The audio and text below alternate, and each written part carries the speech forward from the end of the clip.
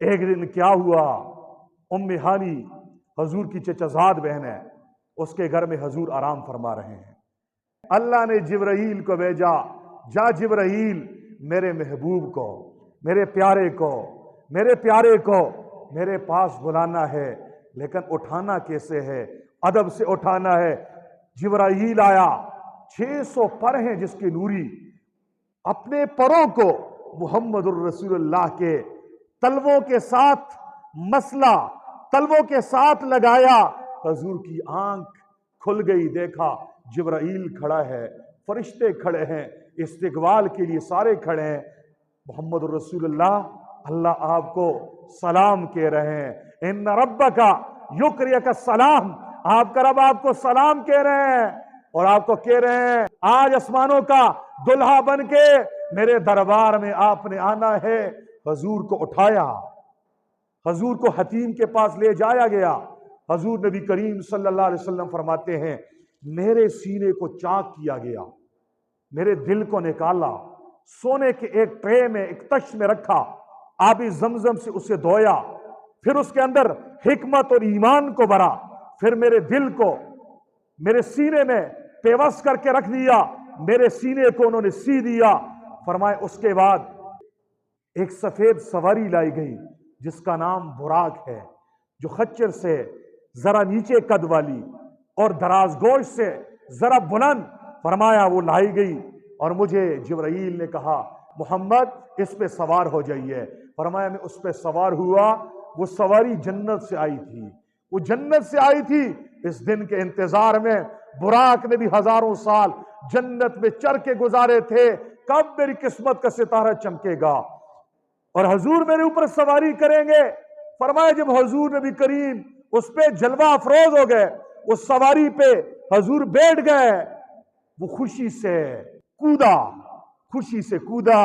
حضرت شاہ اشرف علی تھانوی لکھتے ہیں جبرائیل نے کہا وہ براق تجھے معلوم نہیں تیرے اوپر کون سوار ہے، تو کیوں شوخی دکھا رہا ہے، کیوں اچھل رہا ہے، کیوں کود رہا ہے؟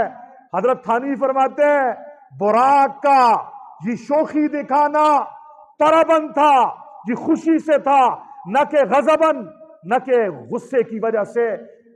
فرمایا یہ خوشی میں وہ ذرا کودا اور اچھلا اور اس نے چھلانگ لگائی۔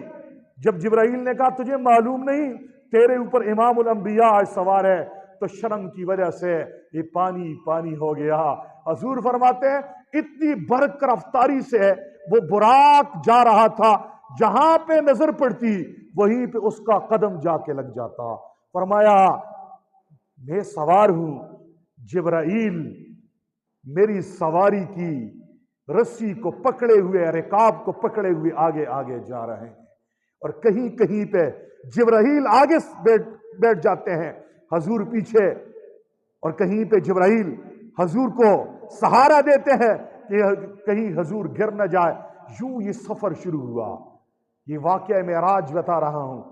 حضور فرماتے ہیں راستے میں جاتے جاتے بہت ساری چیزیں میں نے دیکھی عجیب و غریب۔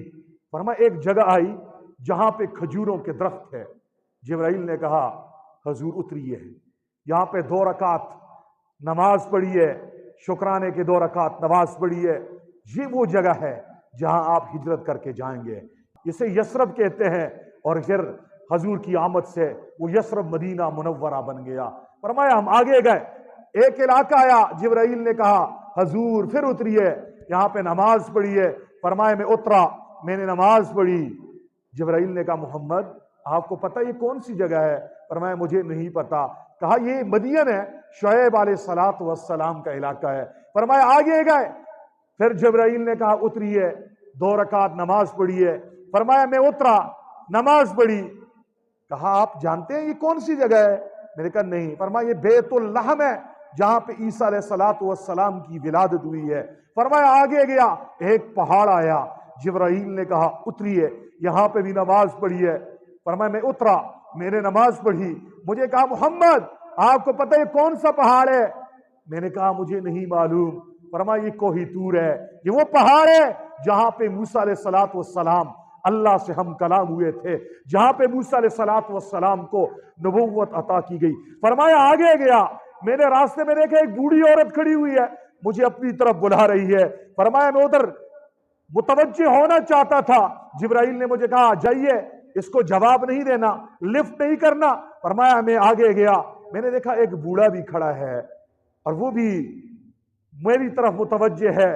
فرمایا مجھے جبرائیل نے کہا آگے رخصت ہو جائیے، اس کی طرف مت دیکھیے۔ میں نے پوچھا یہ کون ہے؟ یہ بوڑھی کون ہے، بوڑھا کون ہے؟